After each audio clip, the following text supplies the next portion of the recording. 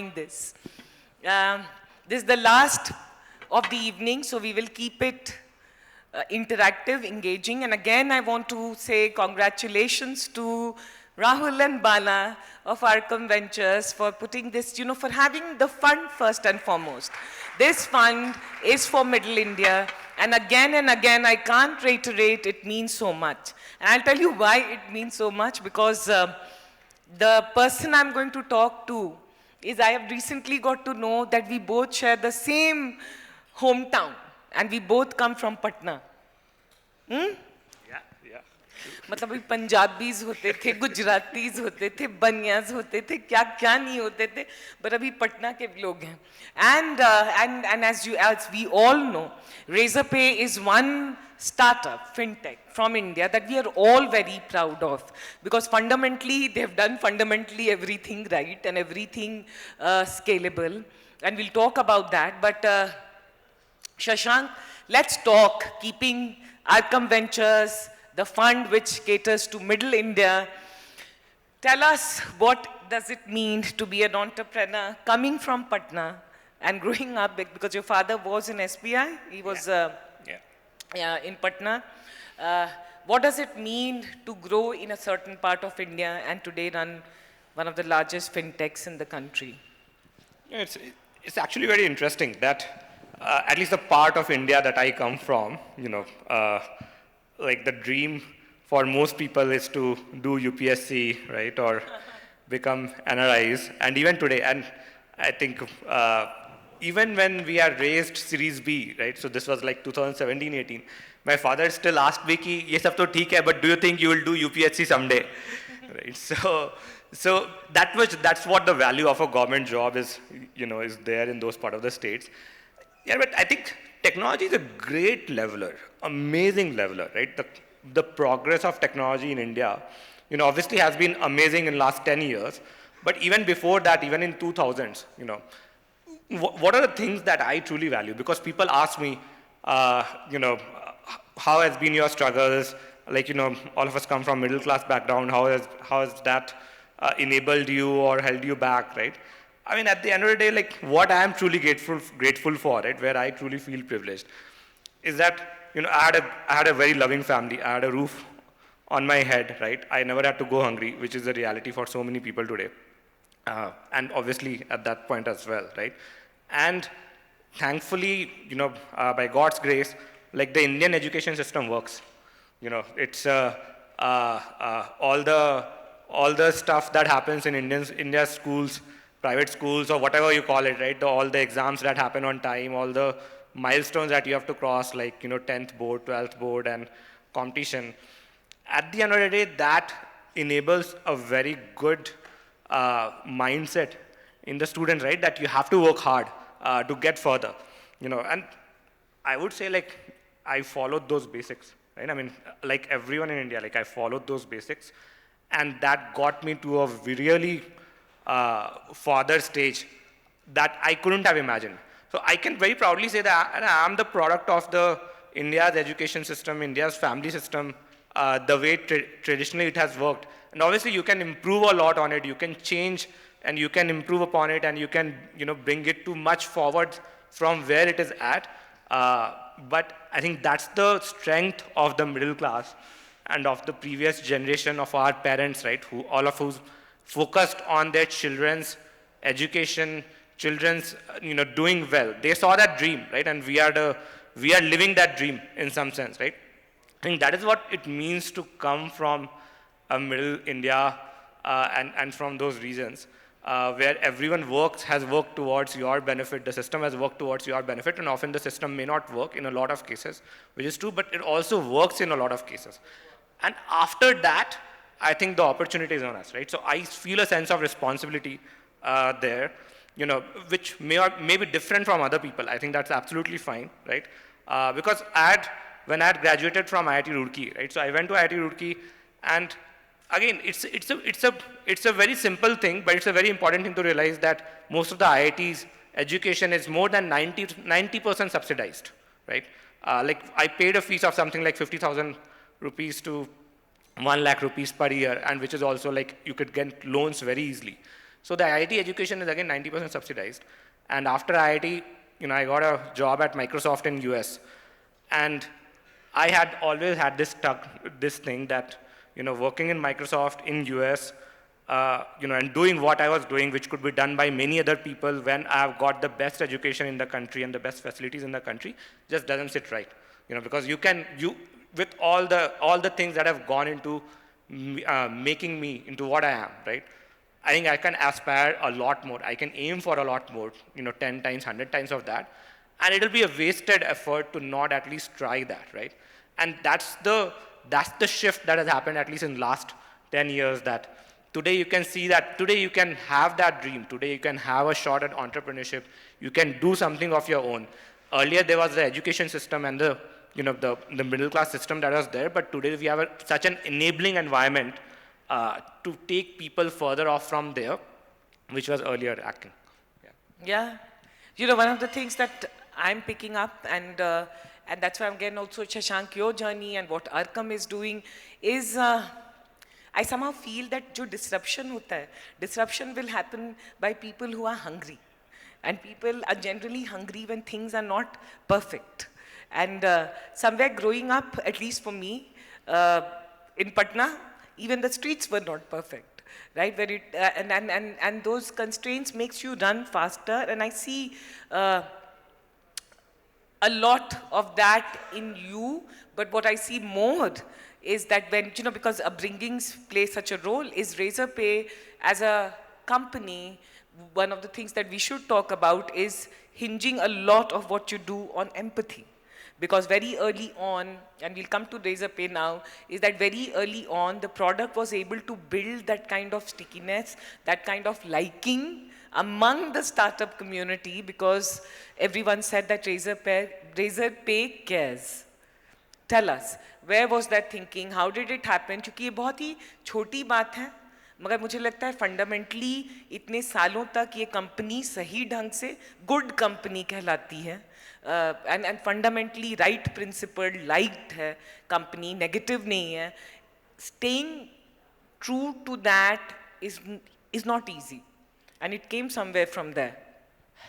It's not. So I think, even now I talk to a lot of founders, right? And this is where now, where our education system helps and where it also doesn't help, right? I was talking to a very senior person right now who did their startup, and there was one statement that he shared, which I think is very interesting for all of you to hear, right? He said, I was doing my startup, but we couldn't raise funds because we never treated VCs as our customers, but ultimately that led us to not raising funds. Okay, so see, this is something that I see in a lot of founders, that when they do a startup, right, they get into the business of doing a startup. They start playing the startup game. They'll go and talk to VCs. They'll go and talk to all the partners, right? They'll go and talk to customers. They'll go and talk to execs and senior folks and employees. They'll do all of that stuff, right? But 90% of the stuff doesn't add value to the company, right? And the amount of focus that is required to do an early stage startup and to go after the customer, right? To solve a real pain point for a customer that has disruptive value. I think that is extremely tough to do. And most people who even get into entrepreneurship and raise funds don't realize it, that this is what that they should be anchoring on. And the supporting ecosystem that we have, right? The advices that come, whether it's from VCs or from angels or from other people, other startup founders, is very limiting in that nature. Because this one fundamental thing that is there, right, is that how can you laser focus on the customer and solve a problem in a way that it is truly disruptive and it goes into 10x of, all the alternatives that are there. That focus, that empathy doesn't come by default, and that's something that you have to say, that's something that you have to focus on. You have to say no to 10 other things that are happening, right? And just anchor on and say, what am I doing for the customer and how is it the best thing in the world, period. That's as simple as that. Sometimes even the unit economics may not work well, but that's okay, right? Because you figure out the unit economics along the way, and many companies have done that and have proven that as well, right? But So this behavior change itself becomes very interesting. And I'll tell you something, right? So when we came around, I always say this, that we have said no to more things than we have said yes to. Because at least in fintech, it's a very noisy, it's a very dynamic field, but it's also a very noisy field, which is both good and bad. But in fintech, there's always a new flavor every year. That oh, wallet is the season of the day, BNPL is the season of the day, right? Then your UPI comes along as the season of the day. Then credit card comes in. So those things, 1 year neo banking was the flavor of the year. So those things, I think the flavors keep changing every year. And every year you have new set of companies coming in and new set of funding happening. And we have had these conversations with our investor, yeah, why are you guys not doing BNPL? Like, that's the hot thing. Everyone is getting funded across the world, right? Why are you guys not building your own wallet? That's the hot thing, and everyone is getting funded across the world. It's the exact same conversation that happens again and again. And when I have these conversations, I ask this question to anyone who is having it. You tell me what is the value that you are adding to customers' life. How have you validated that you are actually adding real value to customers' life, right? And you are doing it in a way that it is scalable, right? Or otherwise, you figure out the scale even later, but at least tell me right now, right here, how are you adding that value to customer? And most people cannot articulate it. Even founders who have done it, scaled companies, aren't able to articulate how they're adding value to customers' life, which is truly disruptive, truly meaningful. And that is why, I never believed in the BNPL story, because I was like, I don't know what you guys are smoking, but BNPL is not a tech thing, right? You can get distribution as much as you want, but at the end of the day, you have to do underwriting. You have to underwrite the customers. You need cost of capital. I don't see how these levers you can exercise to scale the business, right? So we resisted doing BNPL for almost and we saw the full cycle, getting initially funded, companies scaling, companies then getting paused and coming down, right? And all that cycle passed. So we have seen multiple cycles, and we never took a bet on any of those, right? So you have to really think hard on what is the thing that you take a bet on, and what is the thing that you think is really something that adds tremendous value to the life of users, and that's where you anchor on. That's where you anchor on, that's where you live it, right? Second thing that I can talk about, a framework that I meaningfully think through and exercise, and again, I ask a lot of founders, a lot of product managers, a lot of salespeople, right? I mean, not salespeople, but business leaders. What is the 10-year truth that you're chasing? You're building a product, you're going after customers, you're doing e-commerce in a new way, you're doing delivery in a new way. Any of these things could be there, right? But what is the 10-year change that you're anchoring on? What is the 10-year ground truth that that other people don't believe in probably, right? Or they might believe it in many years later, but obviously you are believing it today, and that's what you're betting the next 10 years of your life, right? And that's again very interesting that most people don't think about it or don't articulate it. But unless you can get behind a big change that either you will make it happen, or otherwise the surrounding forces will make it happen, it's not possible to build a tech business that can scale to 1000x and 10,000x over years, right? For us, it was very simple that digital. I mean, and this is I'm talking about 2013, 14. That digital payment is something that will scale, and every business will be accepting digital payments. Every consumer will be paying digitally. But trust me, I mean, sitting in 2013, 14, I don't think many people, there were two set of people. Either most people thought that it's not going to happen, or it will happen at a very slow pace, or they thought there are already a lot of companies which are doing it, so there is not much scope to differentiate and change in a way, right? And both of which we knew is not true, because the market that time was really small. So the overall market when we started was I think just in terms of volume was $50 billion, in terms of digital payments volume that was happening. And today Razorpay itself processes $150 billion. So, we have outgrown the market that was when we started. And that is why when you know that that kind of change is gonna happen over 10 years, it doesn't matter what the metrics are today, because obviously the market will evolve to get there, and you'll have an amazing opportunity to go after it in a very focused manner. You can build the best product, you can build the best GTM, you can build all the agents are required to make that change happen, and you can very patiently chase it. And there's nothing that can then take it away from you. And that's what panned out in a way, and even faster than what we could have imagined. One of the things, like you do today, Razorpay does a lot of things, and you could talk about it, but one belief that you guys would have had is on SMEs has worked out very well, because when we talk about SMEs in India, we have all kinds of numbers that hamare desh mein 60 million, I don't know how many millions of SMEs we have. But when it comes to businesses monetizing from SMEs at scale, we've not seen that. And new age businesses in last 10 years, we've not seen. And Razorpay has done that, and quite effectively. Tell us about your thinking in that.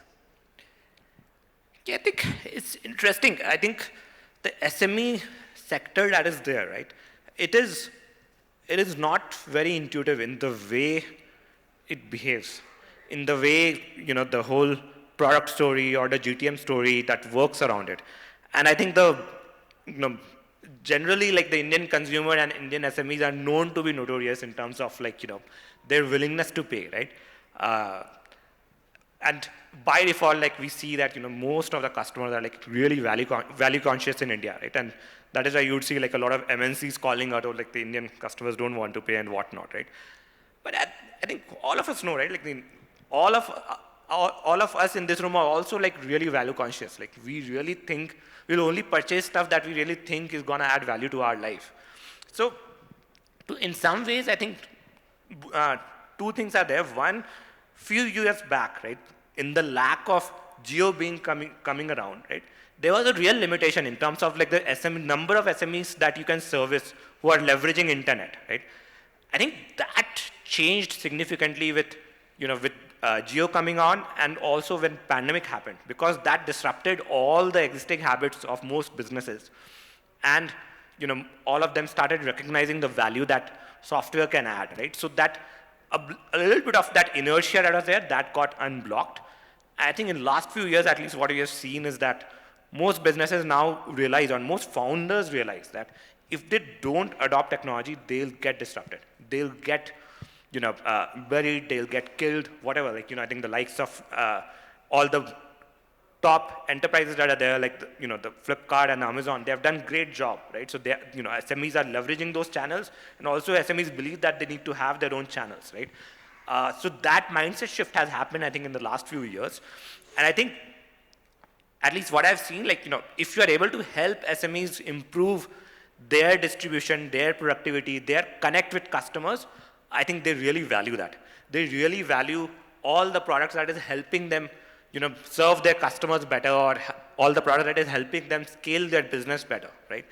And those are the products that I like to call as like front office products, which is, how closer you are to the end customer with respect to, a business that is there, right? And then I think there's a set of back office products, which is, on the other hand, in terms of improving the productivity of a business that is there, right? Which is where, like, we build products like payroll and banking and all those kind of services, I think with a lot of SMEs, what we are still seeing is that anything that helps them improve their servicing of customers, their relationship with customers, their, the way they are doing their business with customers, I think those are scaling really well. And there's real opportunity there, and we have obviously monetized a lot, and we have monetized to the extent that, a lot of people still don't believe that, okay, like, the businesses are ready to pay that much, because the base products that come in the market versus what we provide, obviously there's a significant pricing delta at some point. But even then, businesses are willing to pay for it because they realize that it helps them position themselves much better in front of their customers, and the customers are more willing to buy from SMEs when they see Razorpay, when they see the Razorpay experience, right? So that's the brand value, or that's the product value that we have been able to create, and the SMEs pay for that. I think there's a large opportunity which is sitting on the back office side as well. But that's where, like, I've seen very few examples of companies which have done great job. I think the best example that I know of is Tally, that is there, right? That Tally provides the accounting services for millions of SMEs in the country, and they have built it over the last couple of years, but it's so sticky, and it's so well known, and it's so ubiquitous that it's very difficult for anyone to go and disrupt Tally at this point of time. So there's a large opportunity sitting there, but I don't think, like, I've seen great products which have been able to drive and capture that value today. We can talk a lot more about the different offerings and what you do at Razorpay, because we are all beneficiaries and very, very proud. But now I want to ask, before we close, I want to ask some interesting questions also. कि ये fintech में हो क्या रहा है? मतलब कि बजी हुई है and it is like there's so many negative stories. And I don't want to mention one or two names or this and that, but like, suddenly there's this whole question mark. And then there's this question, oh, are regulators really, actually I got a call from the finance minister's office, and they had, Madam Nirmala Sitharaman had, I don't know if you guys were there in that meeting, that she said that regularly now the regulators and the fintechs and startups will meet, and I thought that was very progressive. But there is, of course, a huge concern, and we are outsiders, so tell us what is happening and what do you read of this whole situation? I think there was a time, probably before the pandemic, I would say, that the whole fintech industry really wanted to get regulated. So, because they really thought that, I think, regulation is getting regulated is when they would really arrive, right? Which I think is true also, getting regulated. Most of the fintechs are now getting regulated one way or the other, right? And I think it's a recognition of the impact and the scale that the industry has today, right? As to what they have been able to do on digital payments, on digital lending, and different areas of fintech. And getting to that scale means that the regulator is now recognizing, I think, two things. One, that there's a set of entities which are doing stuff, and the regulator is not regulating them, right? But very easily, certain things can go wrong, and then they would get questioned on it, right? Or it won't be good for the ecosystem. See, I mean, all of us know, right? I mean, India is consisting of such diverse demographies, right? Tier 1, Tier 2, Tier 3, Tier 4, rural areas and beyond. It's just insane, right? And even today, digital payments touch about like 250 million people. Still like, less than like 30% of the country, right? So there's still like millions of people which are outside the formal fold of fintech or finance, as we like to call it, right? But the thing is, like, if the sector is not regulated, if the sector is not well managed, I think it will itself implode in a way, or it will cause certain issues which will cause a much bigger trigger. And at the end of the day, the way I like to think is that, regulations are the last protection that can be provided to consumers, because beyond that, I don't think they have a lot of avenues to get justice. If things go wrong, I think our legal system and everything won't work as efficiently as it would probably in a developed country, right? So there's not a lot of recourse for consumers to get their grievances addressed. So the best way in India that works today, fortunately or unfortunately, is to stop it at the gate and prevent companies from going into areas where consumers can be harmed, right? So that's one. And second, I think, for good or bad, however you want to see it, I think the regulator is the best regulator in the world. I have no qualms in saying that, right? I think most people don't realize, especially if they don't follow financial markets, like India never has had a lemon moment. There's no banking crisis that has ever occurred in the country. And I think post-liberalization, the finance system in the country has been one of the best managed in the world.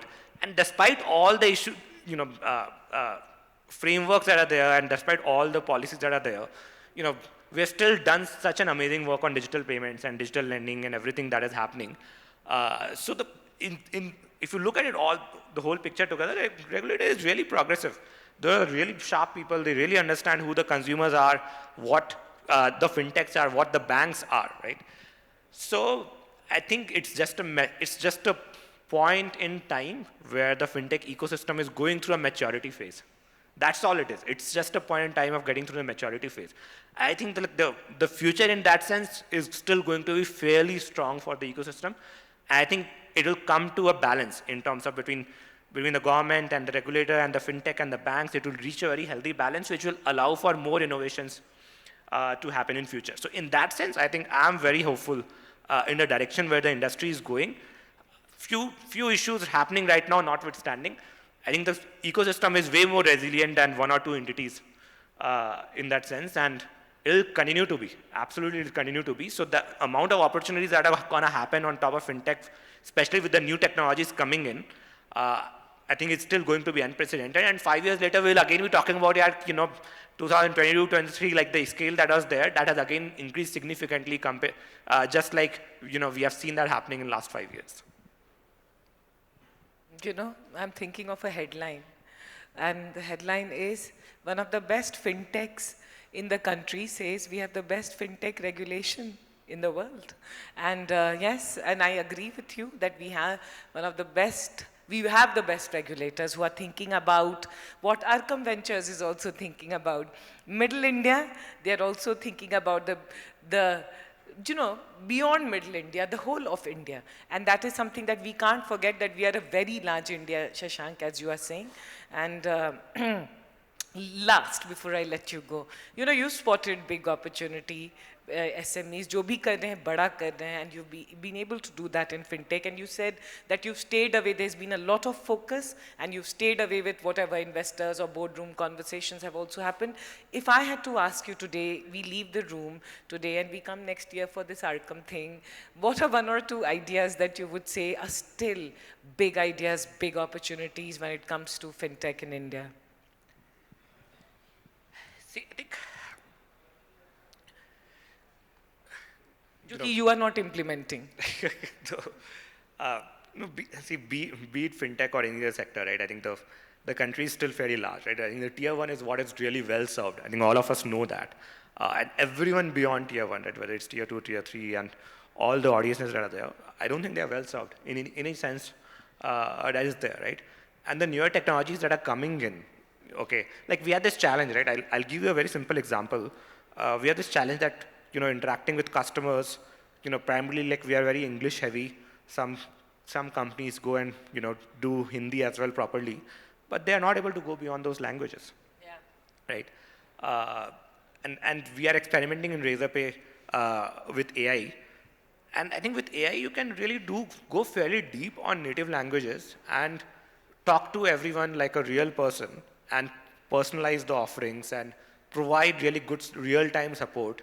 So all of the things that were very expensive for us to do, or we couldn't even think of doing like 2 years back, a new technology like AI, it at least gives me an idea that, yeah, like there is a future where this can happen, right?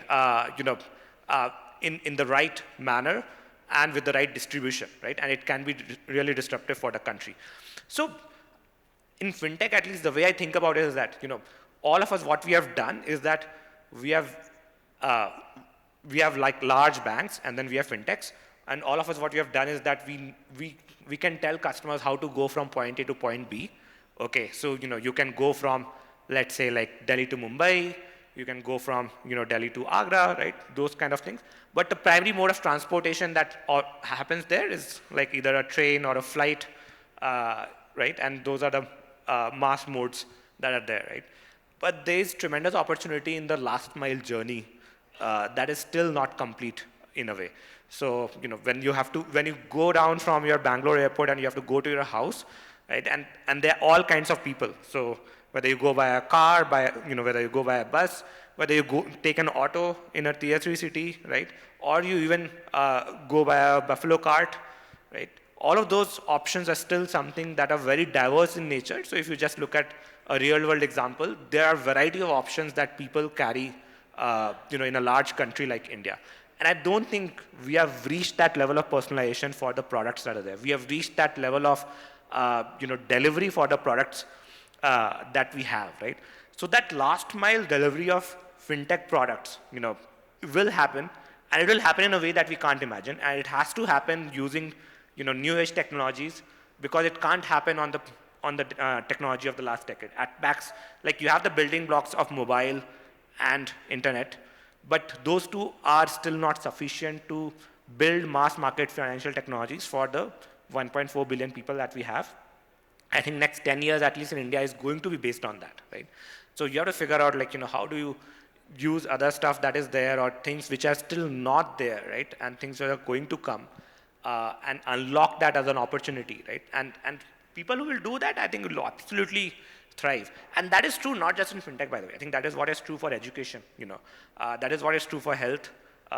The fundamental building blocks of life that are there, like how do you take those to masses in a way that is really efficient and really leverages technology and still is able to create trust with the person who is coming, into the financial fold and the internet fold for a very first time. I think those are the opportunities that are still large in a way, and that are the true venture opportunities or disruption opportunities that are there, right? If you're going after tier one customer with new offerings, I think those are well served, and there'll be enough companies going after that, right? So unless you are really able to create a disruptive opportunity, I don't think that's going to happen, right? So on the tier one side, I think the things that are truly there are more like, electric, solar, space tech, which are at the cutting edge of technology, right? Those are not at the cutting edge of consumers, but really cutting edge of technology and saying, okay, how do I change the way, things happen completely, right? And do, shift to a new technology paradigm for people. Okay, fine. Last question, let's keep it easy and fun, and please give good answer. Uh, and you're successful and all that, unicorn and all those kind of people you are, and with lot of money, fame and everything, and we are listening to you. So now tell, what is that one habit that you've changed, and what is that one habit you've been trying to change in your life and you've not been able to? Tell us that you're also a normal human being like us. So, I've tried not to court fame as much as possible because I still value a lot of my private life, right? So I try not to go into a lot of interviews and all that. No, that I know is true. I've known you over the years. Yeah, so and thank you, that's why for coming here. It's So, no, I think one habit that I have changed, which I would say I think has been the case in the last few years, is just focusing on my health, because that I think is really important. And in the heat of doing a startup and working for long hours, I think we forget to pay attention to our health. But I think there's a point in time, in your late 20s or 30s, whatever, early 30s, right? I think you truly realize, yeah, that your body is what you have, right? Your health is what you have, and nothing else can replace that. And that's something that I started investing in almost, I would say, 2-3 years ago. And I feel glad that I was able to make that change, right? If anyone here wants a proof that investing in health really works, I can tell you it's extremely important, and it really works. And it has made me much better in all parts of life, not just like the core work that I do at the startup, right? But the energy that I bring, to my relationships, to my conversations, right? The focus that I can bring, especially as the company got larger, it has helped me tremendously, right? So I think investing in health is something that I recommend everyone to do as much as possible. Yeah. And what is it, that one thing that you're still grappling or struggling with to get better at? I think the simplest thing that I tell you that I think about every day is how to keep, building the company in a way that I'm really proud of.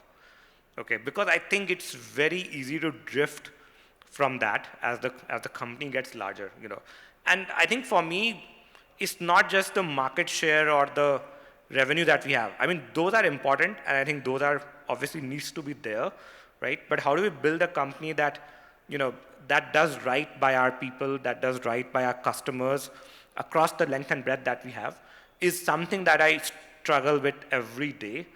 And that's not an easy problem, because most companies, as they get larger, forget about serving the people who have gotten them there, right?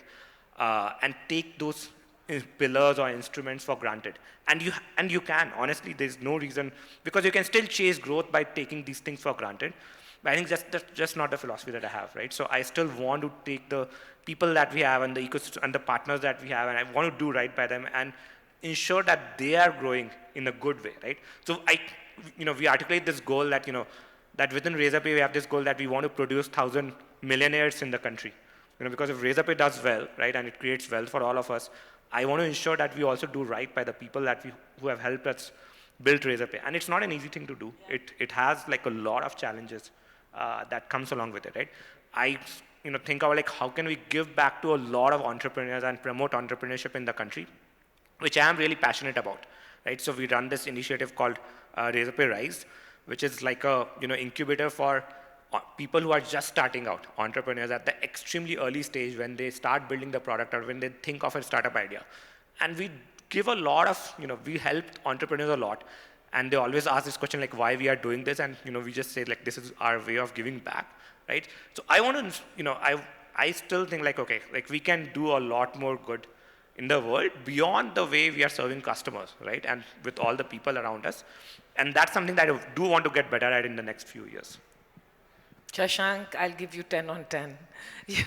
This makes us all feel good about what is right, about the ecosystem, about the young India, about entrepreneurship, about startups, and we are very, very proud of Razorpay, and we are very proud of entrepreneurs who from young age are thinking about giving back, and you guys are doing that. And that brings me also to the closure of this conversation, and again I would say, matlab aisa nahi hai, and just for record, they're not paying me any money, so every time I praise them, don't think that, oh, there is this favor, because I genuinely think that what Arkham is doing is important, because while we sit in Bangalore and come to places like ITC Gardenia, we forget that there is a large, large part of India which needs help, and we need suited, booted VCs to be there, and I'm so proud of Arkham that they are there. And so let's give a big, big round of applause to them and to Shashank, because when we are hearing in the last 1 year that, okay, what is wrong, what's happening to the Indian startup ecosystem, the capital that has come in, I think in every metrics, Razorpay shows that it is India's story is AAA+. So congratulations and thank you so much.